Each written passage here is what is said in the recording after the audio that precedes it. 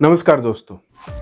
ऐसे तो किसी भी डेमोक्रेटिक कंट्री के अंदर किसी भी स्पोर्ट्स में गवर्नमेंट का कोई भी इन्वॉल्वमेंट नहीं रहता है, लेकिन हाँ, अगर गवर्नमेंट चाहे तो फिनेंशियल हेल्प जरूर कर सकती है।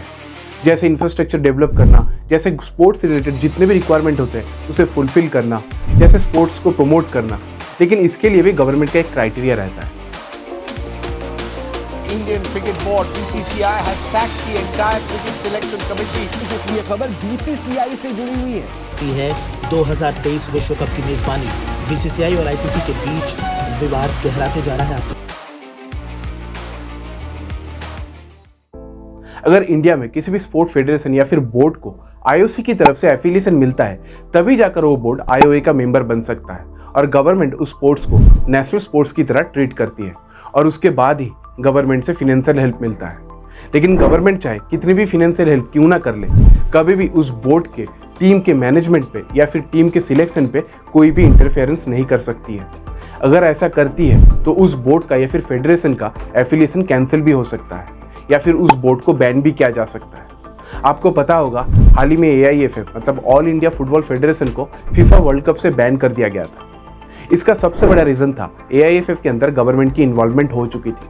लेकिन ये बात भी सच है, अगर गवर्नमेंट चाहे तो किसी भी फेडरेशन को या फिर बोर्ड को क्लोजली मॉनिटर जरूर कर सकती है, क्योंकि जब भी कोई फेडरेशन किसी भी पर्टिकुलर गेम को किसी भी नेशन की तरफ से इंटरनेशनल प्लेटफॉर्म पे रिप्रेजेंट करता है, तब उसमें इलीगल एक्टिविटीज़ की चांसेस बहुत ज़्यादा बढ़ जाती है।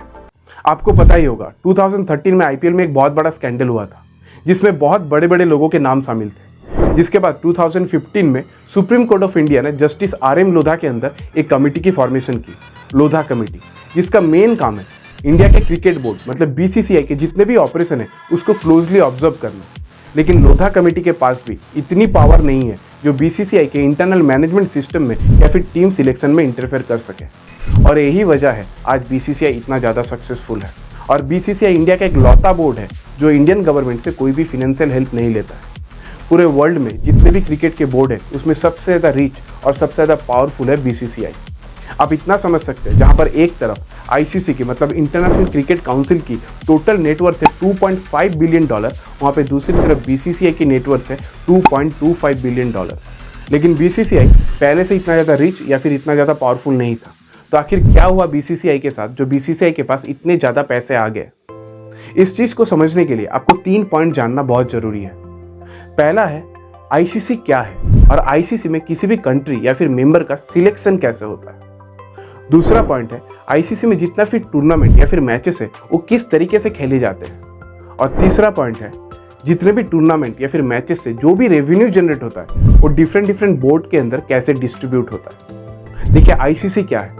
ICC है इंटरनेशनल क्रिकेट काउंसिल, जिसका मेन काम है अलग अलग कंट्रीज के बीच में जो भी मैचेस या फिर टूर्नामेंट होता है उसको अरेंज करवाना।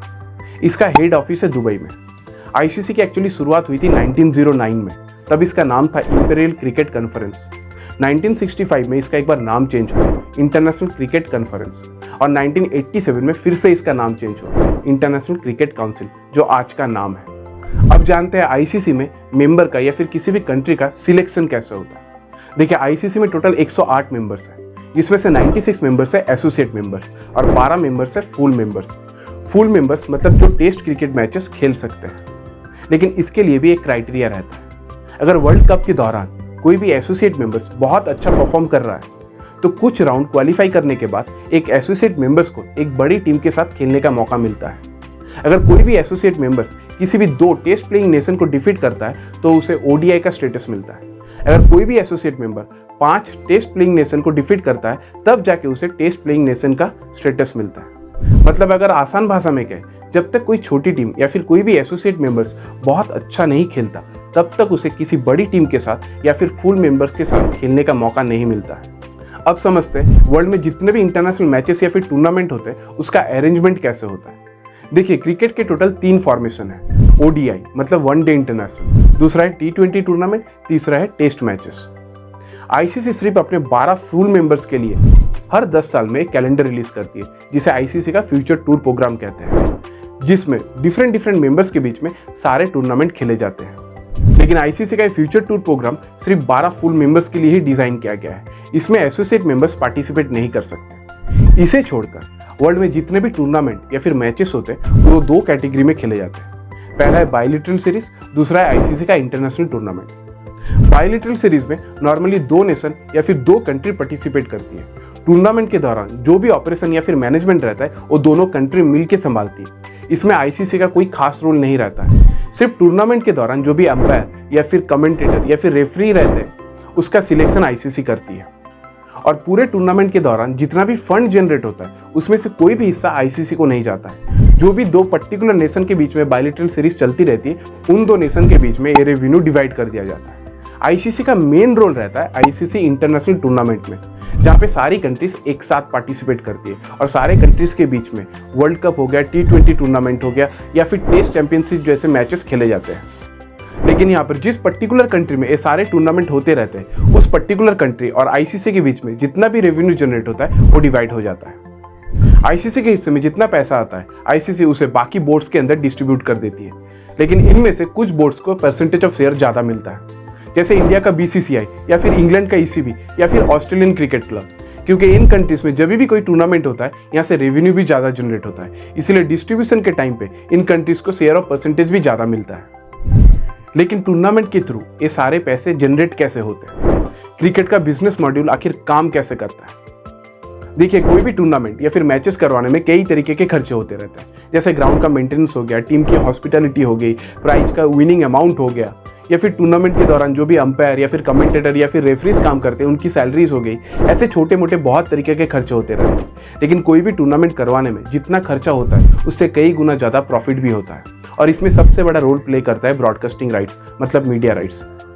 जिस भी पर्टिकुलर कंट्री में जो भी टूर्नामेंट होता रहता है उस टूर्नामेंट के ब्रॉडकास्टिंग राइट्स उस कंट्री के पर्टिकुलर बोर्ड से ही खरीदने पड़ते हैं, और जो भी चैनल ये मीडिया राइट्स खरीदती है सब उसके पास ही ऑफिशियल अथॉरिटी रहती है सारे मैचेस को अपने चैनल पे टेलीकास्ट करवाना, जिसके लिए चैनल बोर्ड्स को बहुत बड़ा अमाउंट पे करती है। जैसे आने वाले 4 सालों के लिए, मतलब 2023 से लेकर 27 तक इंडिया में जितने भी इंटरनेशनल टूर्नामेंट होने वाले हैं उसकी broadcasting rights already Disney star ने खरीद ली है, जिसके लिए डिज्नी स्टार ने इंडिया के क्रिकेट बोर्ड बीसीसीआई को करीबन $3 बिलियन पे किया है, मतलब करीबन 24,000 करोड़ रुपए पे किए हैं, क्योंकि इससे चैनल्स को भी फायदा होता है। हम मैचेस के दौरान जो भी ऐड देखते रहते हैं उसको छोटे छोटे टाइम स्लॉट में डिवाइड करके चैनल्स डिफरेंट कंपनीज को सेल कर देती है। कंपनी से अपने ब्रांड को या फिर प्रोडक्ट को उस टाइम स्लॉट में प्रमोट करती है, जिसके लिए कंपनी चैनल्स को भी बहुत बड़ा अमाउंट पे करती है। मीडिया राइट्स छोड़कर भी बोर्ड कई तरीके से पैसे अर्न करते हैं, जैसे टाइटल स्पॉन्सरशिप। आपने देखा होगा आईपीएल के आगे लिखा रहता है विवो आईपीएल, इसे टाइटल स्पॉन्सरशिप कहते हैं। मतलब इसके लिए भी कंपनी ने बोर्ड को पैसे पे किए हैं। मैचेस के दौरान जो बाउंड्रीज में डिफरेंट कंपनीज के बोर्ड या बैनर लगे रहते हैं उसके लिए भी कंपनीज बोर्ड को पैसा पे करती है। मैचेस के दौरान जो फूड एंड बेवरेज के स्टॉल लगे हुए रहते हैं उसके लिए भी बोर्ड को पैसे मिलते हैं। टीम की जर्सी या फिर किट के लिए जो भी स्पॉन्सरशिप किया जाता है उसके लिए भी कंपनी बोर्ड को पैसा पे करती है। इवन स्ट्रेटेजिक टाइम आउट के टाइम पे जिस भी कंपनी का नाम दिखाया जाता है उसके लिए भी बोर्ड को पैसे मिलते हैं। इसके बाद आता है मैचेस के टिकट, जिससे भी बोर्ड को बहुत ज़्यादा रेवेन्यू जनरेट होता है। जो भी कंट्रीज में टूर्नामेंट होते रहते हैं उस पर्टिकुलर कंट्री का बोर्ड ठीक इसी तरह पैसे कमाता है। लेकिन वर्ल्ड में जितने भी क्रिकेट बोर्ड है उसमें सबसे ज़्यादा पैसे कमाता है बीसीसीआई। उसका सबसे बड़ा रीज़न है इंडिया का ह्यूज मार्केट और इंडिया में क्रिकेट की पॉपुलैरिटी। और बीसीसीआई का एक प्लस पॉइंट है आईपीएल, क्योंकि बीसीसीआई ने आईपीएल को एक फ्रेंचाइजी मॉड्यूल की तरह डिज़ाइन किया है। पूरे आईपीएल टूर्नामेंट में जितना भी रेवेन्यू जनरेट होता है उसका 50% जाता है बीसीसीआई को, और बाकी 50% बाकी टीम्स के ओनर्स के बीच में डिवाइड हो जाता है। आज आईपीएल इतना ज़्यादा सक्सेसफुल और इतना ज़्यादा पॉपुलर है, आप इस बात से पता लगा सकते हैं आज जहां पर इंटरनेशनल टूर्नामेंट्स के मीडिया राइट्स के लिए बीसीसीआई को $3 बिलियन मिले हैं, वहां पे आईपीएल टूर्नामेंट के मीडिया राइट्स के लिए उसे $6.2 बिलियन मिले हैं। आज आईपीएल इतना ज़्यादा पावरफुल बन चुका है कि स्पेशली आईपीएल के लिए आईसीसी ने एक अलग से विंडो बनाया है, आईसीसी एफटीपी विंडो। मतलब जब भी आईपीएल के मैचेस चलते रहते तभी आईसीसी और कोई दूसरा इंटरनेशनल टूर्नामेंट्स नहीं करवाती। इसीलिए आज बीसीसीआई वर्ल्ड का सबसे पावरफुल और सबसे रिच बोर्ड बन चुका है, क्योंकि वर्ल्ड में क्रिकेट से जितना भी रेवेन्यू जनरेट होता है उसका 80% जनरेट होता है सिर्फ इंडिया से। लेकिन इतना पैसा कमाने के बाद भी बीसीसीआई इंडियन गवर्नमेंट को एक भी रुपया टैक्स नहीं पे करता। इसे जानने के लिए आपको बीसीसीआई की हिस्ट्री जाननी बहुत ज़रूरी है। देखिए, 1932 से पहले इंडिया कभी इंटरनेशनल मैचेस नहीं खेलता था और आईसीसी का मेंबर्स भी नहीं था। इंडिया के अंदर बहुत छोटे छोटे बोर्ड थे जो अपने अंदर टूर्नामेंट करवाते रहते थे। लेकिन 1926 में कलकत्ता में क्लब था, कलकत्ता क्रिकेट क्लब, जिसने पहली बार लंदन जाकर आईसीसी से रिक्वेस्ट की कि इंडिया को इंटरनेशनल क्रिकेट खेलने का मौका दिया जाए। 1928 में आईसीसी इस बात के लिए राजी हो गई थी, जिसके बाद बीसीसीआई फॉर्म हुई और तब से लेकर आज तक बीसीसीआई इंडियन क्रिकेट टीम को आईसीसी के सामने या फिर इंटरनेशनल प्लेटफॉर्म पे रिप्रेजेंट करती है। लेकिन उस वक्त स्पोर्ट्स में इतने ज़्यादा पैसे नहीं थे, इसीलिए इंडियन गवर्नमेंट की इन्वॉल्वमेंट भी नहीं थी। इसीलिए बीसीसीआई को फॉर्म किया गया था एज ए चैरिटेबल ट्रस्ट, और आज भी बीसीसीआई चैरिटेबल ट्रस्ट की तरह ही काम करता है। और चैरिटेबल ट्रस्ट के पास से इंडियन गवर्नमेंट कोई भी टैक्स नहीं वसूल सकती। और आईसीसी के जितने मेंबर्स हैं उसके लिए एक ही रूल लागू है, क्रिकेट से जो भी रेवेन्यू जनरेट होता है, कोई भी पर्टिकुलर बोर्ड या कंट्री उस पैसों को सिर्फ अपने क्रिकेट या स्पोर्ट्स को डेवलप करने के लिए या फिर उसके प्रमोशन के लिए ही यूज़ कर सकती है। और बीसीसीआई भी ठीक उसी तरह ही काम करती है। आज बीसीसीआई जितना भी रेवेन्यू जनरेट करती है सिर्फ अपने स्पोर्ट्स को प्रमोट करने के लिए या डेवलप करने के लिए यूज़ करती है। बीसीसीआई मेनली इंडिया के 3 क्रिकेट टीम को मेंटेन करती है, men's and women national cricket team, दूसरा under 19 men's and women national cricket team और तीसरा India A and B cricket team. लेकिन आज बीसीसीआई के पास जितना पैसा है पहले उतना नहीं था। एक्चुअली 1993 में बीसीसीआई के साथ एक इंसिडेंट हुआ था। 1993 से पहले बीसीसीआई सारे मैचेस को टेलीकास्ट करवाने के लिए दूरदर्शन को पैसा पे करती थी। लेकिन 1993 में पहली बार मीडिया राइट्स के लिए बीसीसीआई को साउथ अफ्रीका ने $6 लाख ऑफर किए, जो बीसीसीआई सोच भी नहीं सकता था। जिसके बाद बीसीसीआई धीरे धीरे पैसे अर्न करने लगी। बीसीसीआई अपने मैचेस के लिए जिस दूरदर्शन को पहले पैसा पे करती थी, साल 2000 में उसी दूरदर्शन ने मीडिया राइट्स के लिए बीसीसीआई को 240 करोड़ रुपए पे किए। लेकिन आज बीसीसीआई जितना सक्सेसफुल या पावरफुल है वो सिर्फ मेंस क्रिकेट टीम के लिए है। लेकिन अगर इंडिया की वुमेन्स क्रिकेट टीम भी मेंस क्रिकेट टीम की तरह इतनी अच्छी परफॉर्म करती रहे और स्ट्रांग बन जाए, तो आप खुद सोचिए बीसीसीआई कितना ज़्यादा रिच और कितना ज़्यादा पावरफुल बन जाएगा। अगर आपको आज का एक कंटेंट इंफॉर्मेटिव लगा है तो आप इस वीडियो को लाइक कर सकते हैं, अपने सर्कल में इस वीडियो को शेयर भी कर सकते हैं। अगर आपने इस चैनल को अभी तक सब्सक्राइब नहीं किया है तो प्लीज़ इस चैनल को सब्सक्राइब कर लीजिए, क्योंकि आपका एक सिंगल सब्सक्राइब हमारे लिए बहुत बड़े सपोर्ट की तरह काम करता है। तो फिर मिलते हैं अगले वीडियो में ऐसे इन्फॉर्मेटिव कंटेंट के साथ। तब तक के लिए शुक्रिया।